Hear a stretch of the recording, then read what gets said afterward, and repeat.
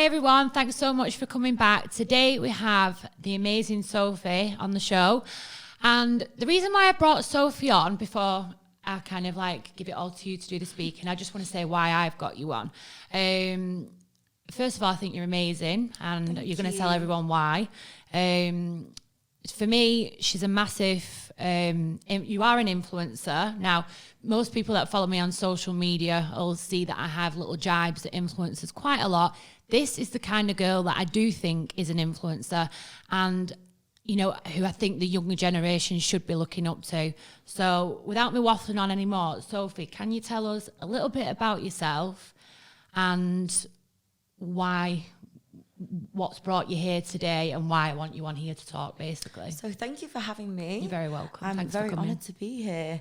And basically, I'm trained as a dancer. That's my profession. And I went into fire breathing, and on April Fool's Day 2018, I was fire breathing at a charity event in America, and I blew the fire out during my performance. And when I did, it was a freak accident, and it was something to do with the aircon, with the wind. And when I blew the fire out, it blew the fire back to me and set me on fire from the chest all the way up to kind of my face, lower part of my face. And I basically spent a month in hospital in America. That was when I first for me, that was my first real understanding of life. Like, this is like real life. Yeah, this is real life. This is not what you hear about, what you read about. This is your life. And it really made me understand that there's more to life than just trying to be pretty and trying to be popular or well known, or that. None of that really matters to me anymore because of this accident. And that's why in a way I'm very grateful for it. When did you so you're into your dancing and everything else, and you're competing with the best and all the rest of it. When did the fire breathing start? When did you get into that? When I left dance college. So when I left dance college, you go into the big wide world. That's you get a job. Some people went on cruise ships. Some people went on to perform on tours or on the West End. Whereas for me, I think I really just enjoyed being a bit crazy and the adrenaline rush of it. And so I went and trained to be a fire performer and a stilt walker and angle grinder and something that's a bit more extreme. Living life on the edge, literally. And it was, and because I think it was more of a passion as well, that I just enjoyed making people happy and, you know, performing, and the adrenaline rush of being on stage. I felt like home. How long were you doing that for? Fire breathing. Yeah. So about 5 years, 4 or 5 years. 5 years. Yeah. Jesus. Mm-hmm. So obviously,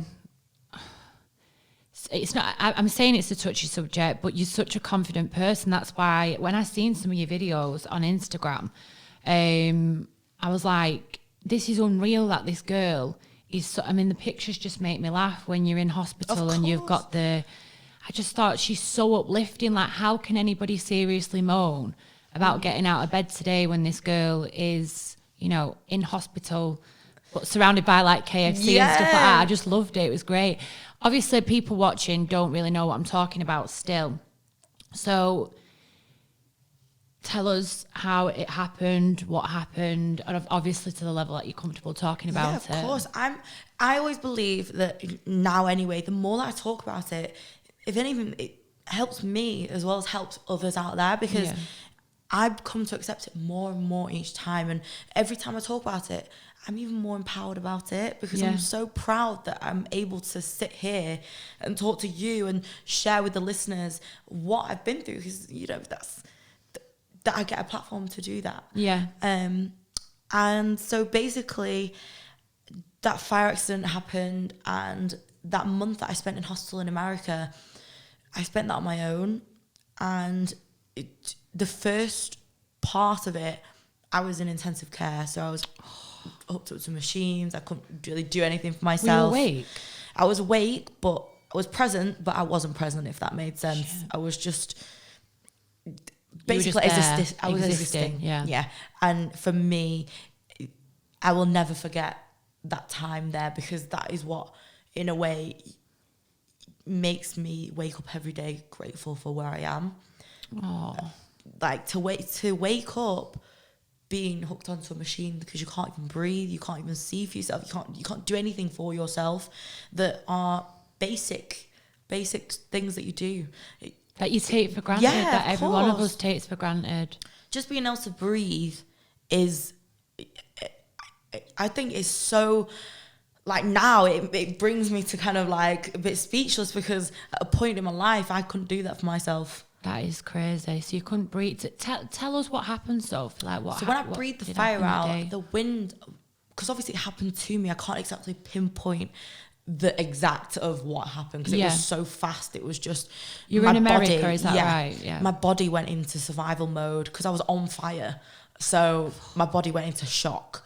And during that time, even now, like, I feel like some parts of my mind it's erased it, because it's a part of my life that was so, like, fast and drastic and really quite overpowering to accept. So I think sometimes when things like that happen to you in life, you become numb to it. Yeah, really. That is exactly what I am.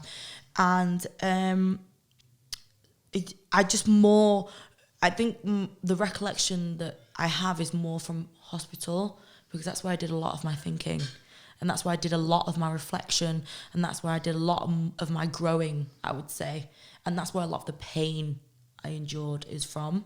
Were you unconscious?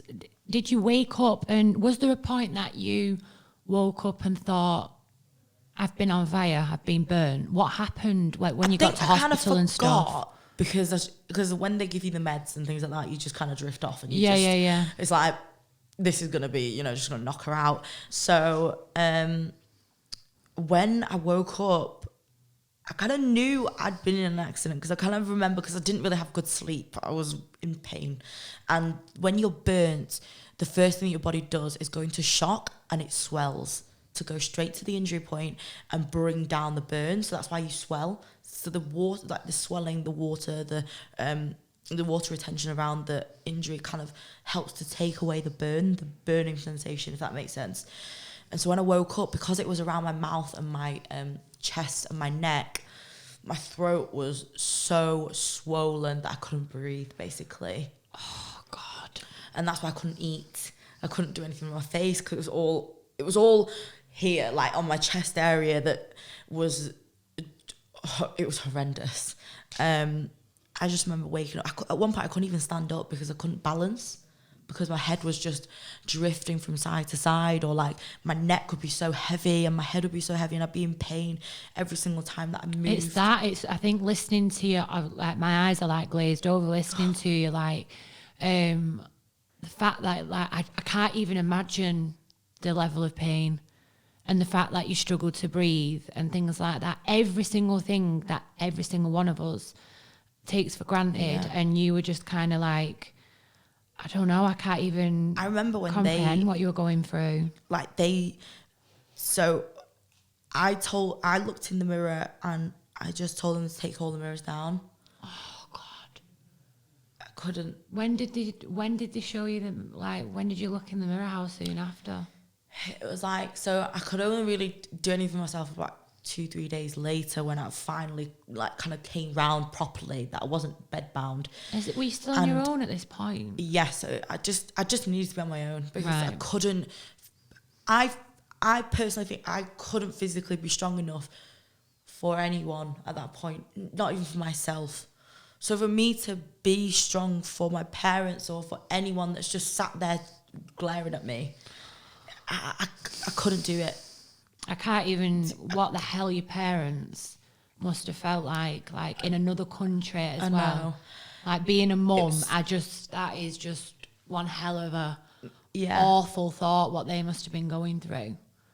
And in some way I feel sad, because, I didn't want her to think that I was pushing her away. No. But in other ways, I wanted her to know that I'm okay, I just need to do this for me. Yeah. I have to do this. It was all about like how I have to, because otherwise I feel like when people in hospital, that is a safety blanket. Yeah. You're in there because you're injured, and whatever you look like, whatever state you're in, you are always loved because you cared for. That's your state of recovery. But when you go into the real world, like the first day I stepped out of hospital, I remember I went to Sephora in Chicago because that's where it happened, and because I wanted to get new makeup because I couldn't get new makeup. I just wanted to get new makeup. My mum treated me and she took me to Sephora, and the first thing that there was a group of girls there, and they were just looking in the eyebrow section. First thing they said to me went, "What happened to your face?" what? Yeah. And wow, that took me, that was literally like a punch straight in the face, like, because that's the real world. But that's the real world. Yeah, they don't know what you happened literally to can't me. fight the world either, Of can course. you? But yeah, it is the real world, but what the hell is wrong with people? That's like, why now who says that? I literally do not give a shit what people say to me, because it's a bit like, well, I'm lucky to be here. Do So people like, I mean, I don't want to like derail too much because I still want to, it's so important, I think, that you talk about each and every step. So people watching who, you know, people who moan about the slightest things, me being one of them, like sitting, listening, talking to you, like I have a complex about certain things on my face, and I just think, do you know what, Helen, have a day off. Like, listening to you talking about to like these people, in a way, I feel like they need love the most. Yeah. Because they need to be educated and they need to be helped, and you know, like, I don't feel like any negativity, I can't take it personally because you don't know me personally, so I don't really give a shit what you say about me. But then when you meet me and you actually talk to me and open a conversation, then I suppose that first question that these dumbasses said kind of woke you. Yeah, it did. And it made you get, I suppose, some kind of a shell, really, I'm not wasn't about it? your parents and the nurses can only hug you and baby step you so much. Yeah. Until you actually meet people in the real world that are like, well, what happened to your face? Like, I still get it the other day, like, oh, is this a fashion accessory? And I'm like, a little bit, yeah. And that's that. Because I feel like whatever you don't really know, you don't really need to know unless you want to know. Do you know, like, I don't get why take everything with a even pinch of ask, salt. really, unless like I would never ask you. I'm sat talking to you and we talked before the camera started rolling, but I would never in a million years come up to you and ask you anything like that. It's just even though you are a strong, like, you can tell that you've got like skin thicker than a rhino, but it's just not. It's not. I just don't get why people are so bloody personal. But it's a good thing because you get to talk and you yeah, exactly. So going back to that comment, these people say to you, what did you do to your face? What did you say? I just said, oh, I've just come out of hospital, just had some surgery, and I hope you have a nice day. You don't need to know about me. And what did they say? They said, oh, cool. Because they're young girls, like, they don't, all they care about is what they look like. And if they're in there thinking about what they look like. I just can't, I won't even get onto it, but like, we've all been young and it's just not something.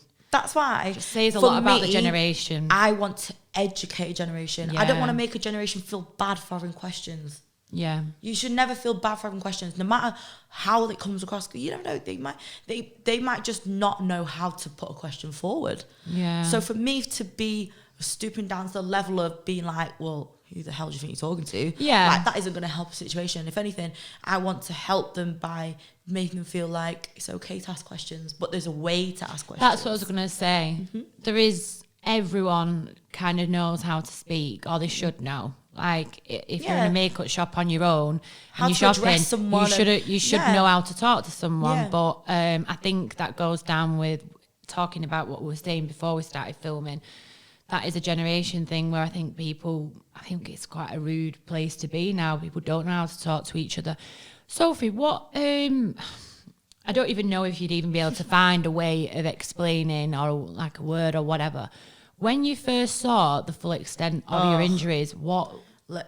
So it was when they asked me to have a shower, because I burnt my hair. I was all burnt, like, just all I could smell around me was burn. You could smell it. It's like because obviously I'd just been led there. All they did was put ointment on me straight away. This is on your chest as well? Chest. Like, they were talking about skin grafts, this, that, and I was like, I don't even... the last time I was in hospital, prior to this, I was born, so... Do you know what I mean? Like, I've never been in hospital in my life. I've never really...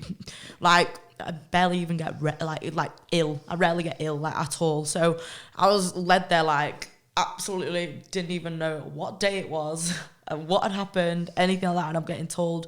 skin grafts, or do you want this, or do you want this, or if you're not getting better you might have to have this. And I was like, just so much to take in. Yeah, all the while I'm led there, I can't really breathe, all I can smell is burn around me, and I'm just about to go see what I look like. So I remember this it's so emotional for me, because I remember, so to have a shower, I was kneeling actually, because I was wheelchaired into this room, and it was like a metal table, and I kneeled on it, and the nurse had to help me shower, and she was like, we're gonna have to rub because you need to get rid of all this burn. Oh my God. And when I tell you, the water wasn't even hot, it was like lukewarm water, and I remember she was slowly bringing the shower head up, and it's up to like my thigh, my knee, and then I was like, this chest is gonna hurt. The water was like acid, like, oh my God, I remember it was so raw, like oh no. No, it's fine. Sorry. Like, I feel awful. it was just so. Don't feel awful, because I feel I like know. it's I just can't me even feeling. imagine like what the hell that must have felt like. Jesus, I cry if I burn my hand on the oven. Like, I just can't even. It was so, just like, it was pure just emotions. I've never felt so numb in my life to my surroundings. Everything was just like, I cut everything out, and all I could see was just bits of blood, bits of hair, bits of like my skin, and like burn. And that was when it hit me, like, oh my God, I can't believe this has happened. And I remember she was like, we need to scrub this now. And I literally just sat there, and there was just tears coming down my eyes, and I was like, is this over? Is this going to be over? And I just remembered when she wheeled me out of the room, because she hadn't put my dressings on yet, that was the first mirror I saw. And I just cried. I remember getting wheeled back to my room, I was just in tears.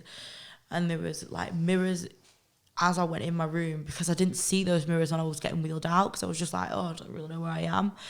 And I just went, just take all the mirrors down.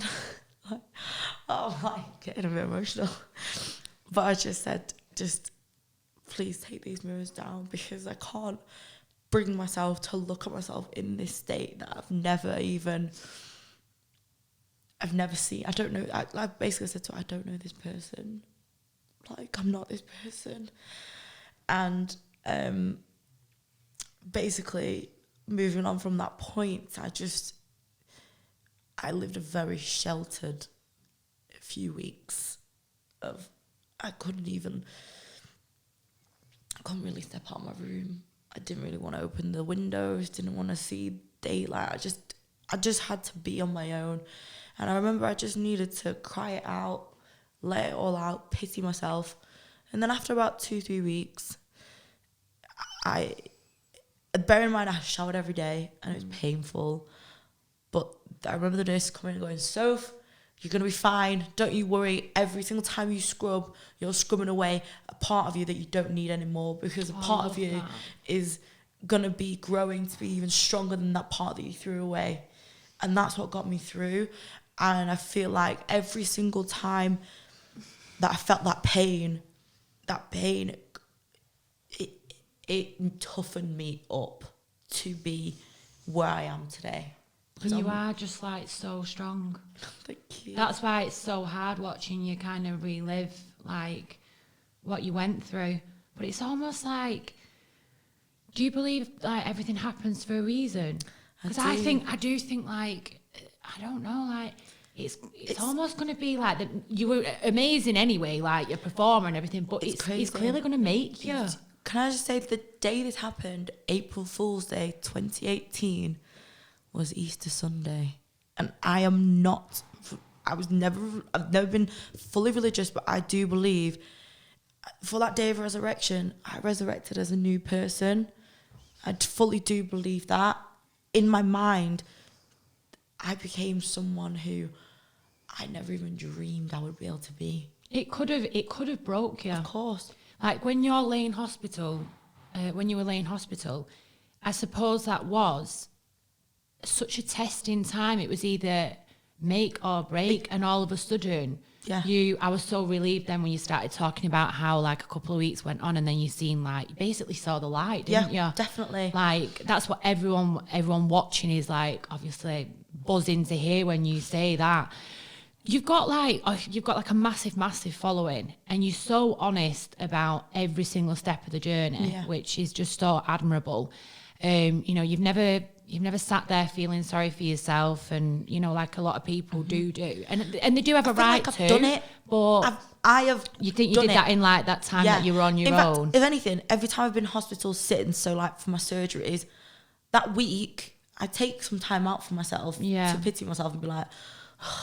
But then I think back to the first original time, and I think it's never going to. You bring it back home again, And that first original time, what brought me to be so resilient was, fuck this, because I either crumble and cry, and sit there and pity the fact that I'm never going to do what I used to do before, or I accept the fact that.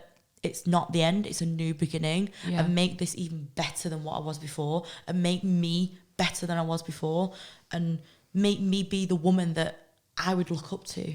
Yeah.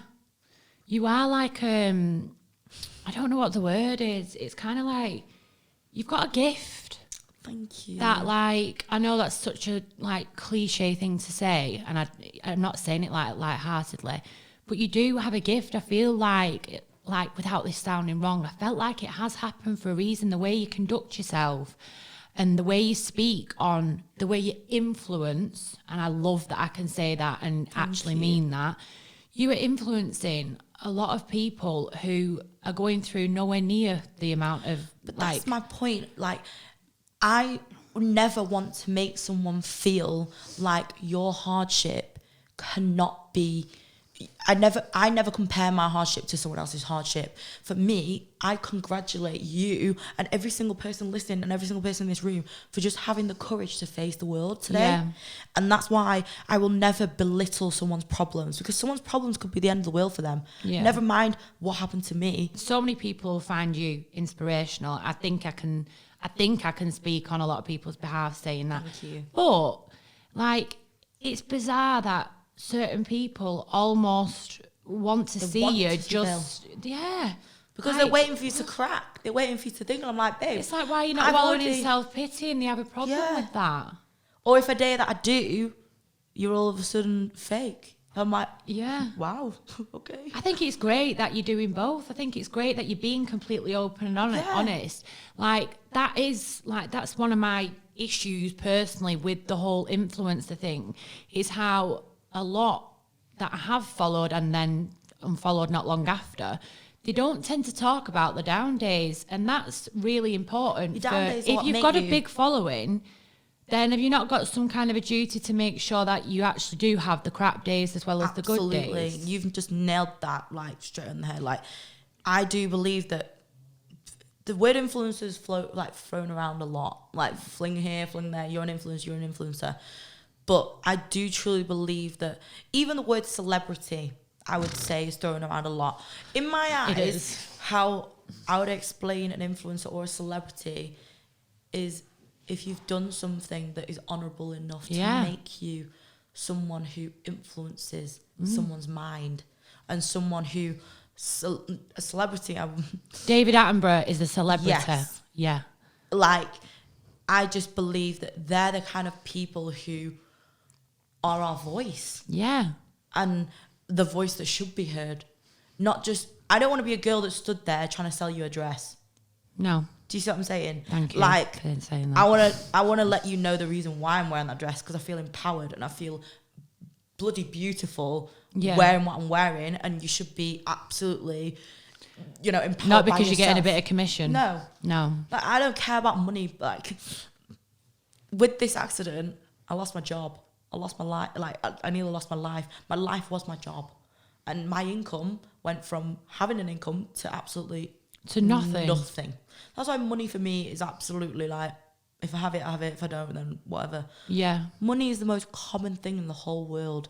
Yet we absolutely bend over backwards for what? I know. Life, you only get one. Money, they print more of that every single day. Like, yeah, it comes and goes, and it does course. come and go. It literally does. Can you talk to us, Sophie, a bit about your operations? How many have you had, and what's it like to go through it? So about when I came out of hospital after that month, during this time period, my scar, it was flat at first. So the new skin that was formed was my scar tissue, they thought. It slowly started to raise. So they first thought it was a hypertrophic scar, which is a scar that raises from an injury point. But then it started to grow out. And then it started to be very, very angry, very intense. The growth was so intense. It was growing rapidly week by week. Every single time I was going to hospital week by week, they were saying it's growing even more. And then which would frighten you even more if the experts are saying this to you as well. Had no idea what was going on. Oh. And then I got diagnosed with a keloid tumour. So it's a benign form of tumour which isn't cancerous, but the characteristics are the same as a tumour, so it'll grow because it's got a blood supply to it.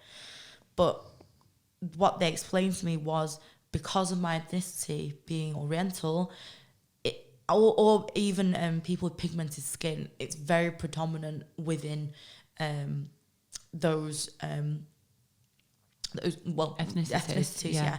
And basically, they had no answer for me how to get rid of it. And I was basically months on end basically in the dark. They were in the dark. Every time I went to them, they were saying, we've put you into kind of a global forum with all surgeons around the world to try and figure out where you stand and what we can do for you, because we can't make this worse. We can't just cut it off because the growth was so big on my face. One, the complications of it, they didn't really know you could have major blood loss and you could lose your life. Jesus. Or that keloid tumour could grow back even worse. So I was in the dark for a long, long time until finally there was a bit of a breakthrough. There was a professor who invented a new medical science called cryosurgery, which is a new way to tackle any growths that protrude out of the skin. So that is when basically they came to me and said, we would make you a case study. And that for me was scary in itself, because obviously I can't really turn to anyone else and be like, so how was it for you? Do you know what I mean? It was just more... You were an experiment, kind of. Yeah, basically. So... obviously this happens to me. I'm like, I great. just can't believe it. Yeah. Like, it's one thing after the... And literally, like, when something happens, you kind of... You'd feel like the doctor was God almost. So when they're sat there saying, well, we don't know what to do, that is just like limbo, like, God is the like least way of putting it. Yeah, because it was so painful. I was on medication that was for epilepsy, because it was like having epileptic fits, shooting pains going through my face. And I would this medication would knock me out for literally 2-3 days at a time. So I'd be losing days. I wouldn't know what day it was. I'd be so lethargic all the time. I'd be tired. I'd be very dazed. I'd be not with it. I was just basically existing. Where were you living when all the operations were going on, Sophie? Where I was in Manchester. Right. So I was in my apartment, but I'd go back to visit my mum, or like I said, I'm a very when things like this happen, I need to be on my own. Yeah. I can tell you that kind of person now. The more and more you speak, just to kind of like gather your thoughts and like you said, come back stronger. You can't always do that, can you? When, especially when something like that's going on. Not that I'm an expert, but if even you've got things you something go going through, on, sometimes you shelter off. You have to, until you're strong enough to speak and you need to talk. You need to almost have a word with yourself, of course. don't you? You should bring it back down to earth. Yeah, and bring it back down to what actually is the bigger picture.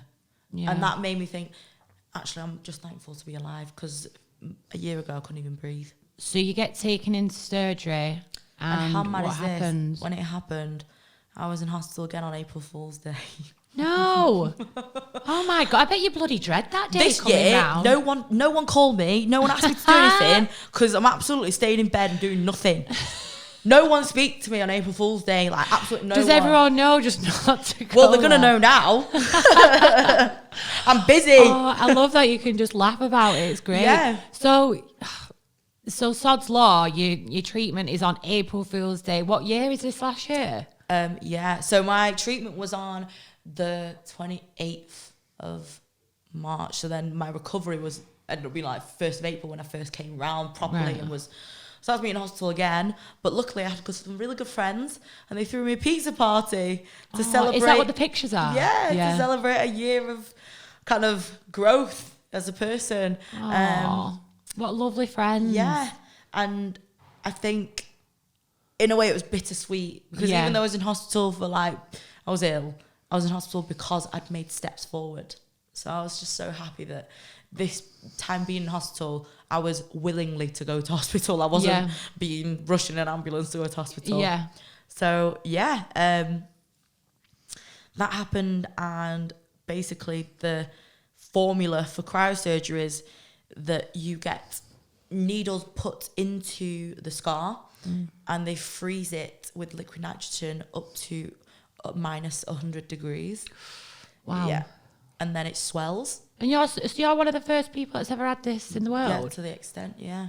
Shit. I'm a case study to the point where even my surgeon now, when they go to seminars and teach surgeons and let other surgeons know about this, they use my pictures and use my story. That's unreal.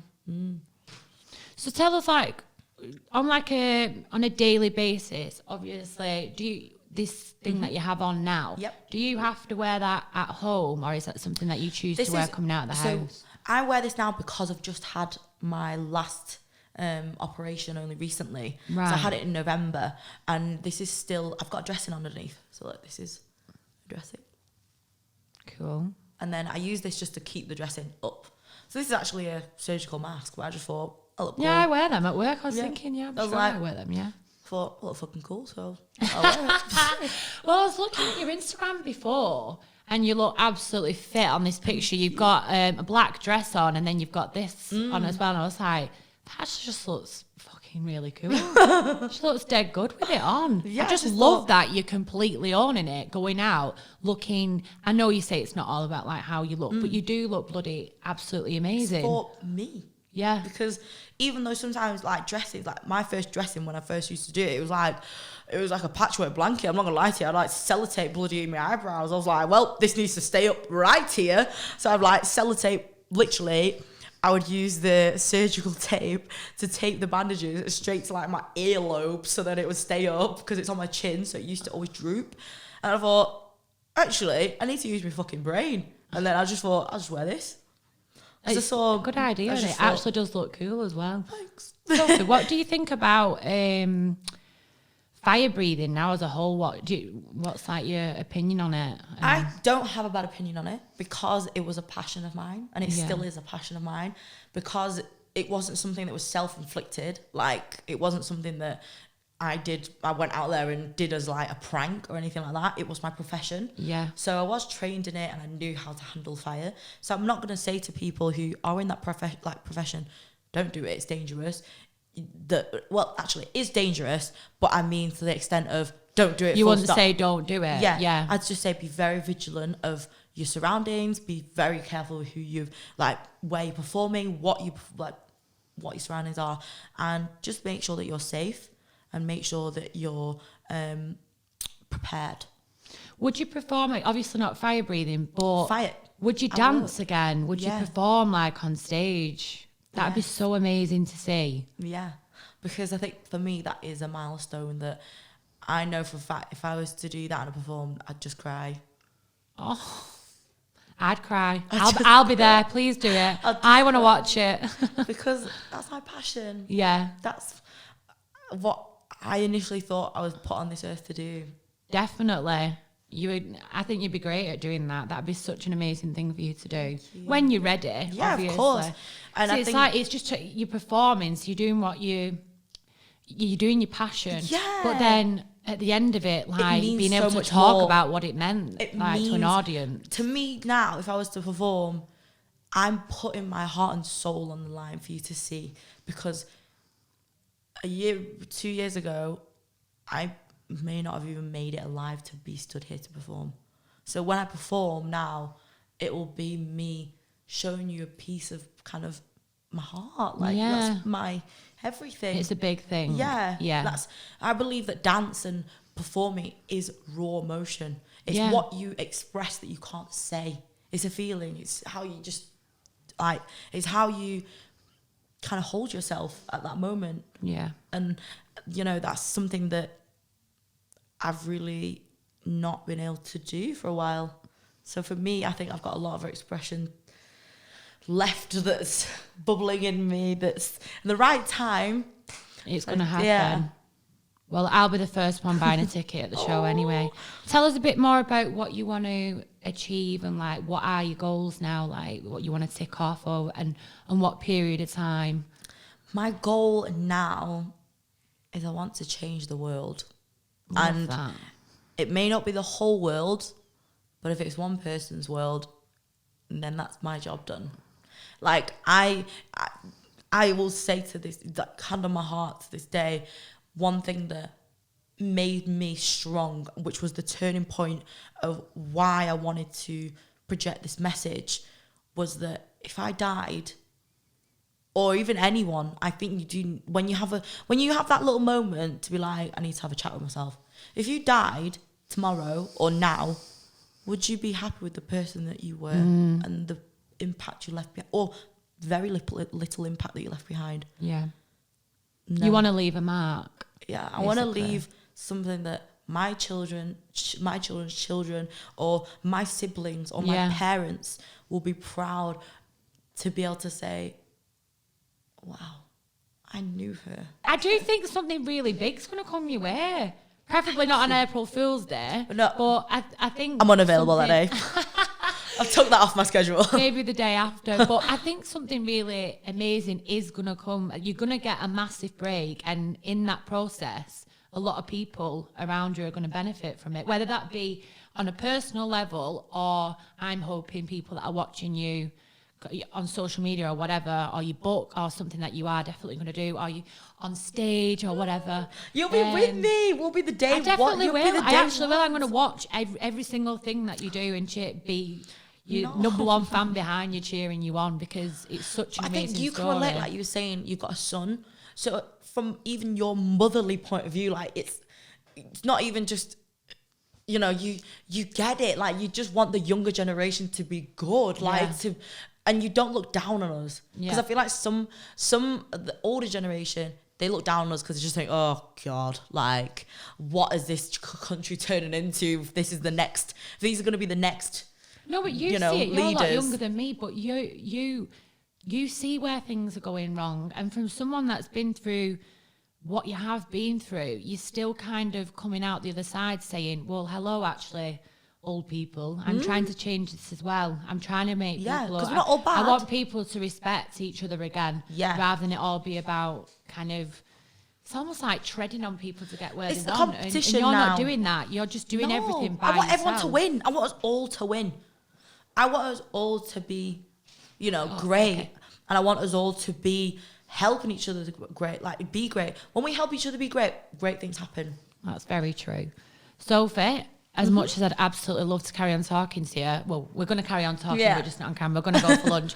But thank you from the bottom of my heart for coming on. I'm really sorry that you got emotional. No, that was horrible. You know what? I'm thankful that you took me to that place, because it really, I think, that's why it's fucking honest. Yeah. You know, from my bottom, like, Yeah, bottom it's of my real. heart, it's real. Well, it was everything. It was like the perfect like roller coaster, like chat. I loved it. Thank you so much. I'm so sorry I made you emotional. I'm No, sorry, not at all. Not at all. No, it's opened my eyes, and I'm grateful for that. So thank you so much.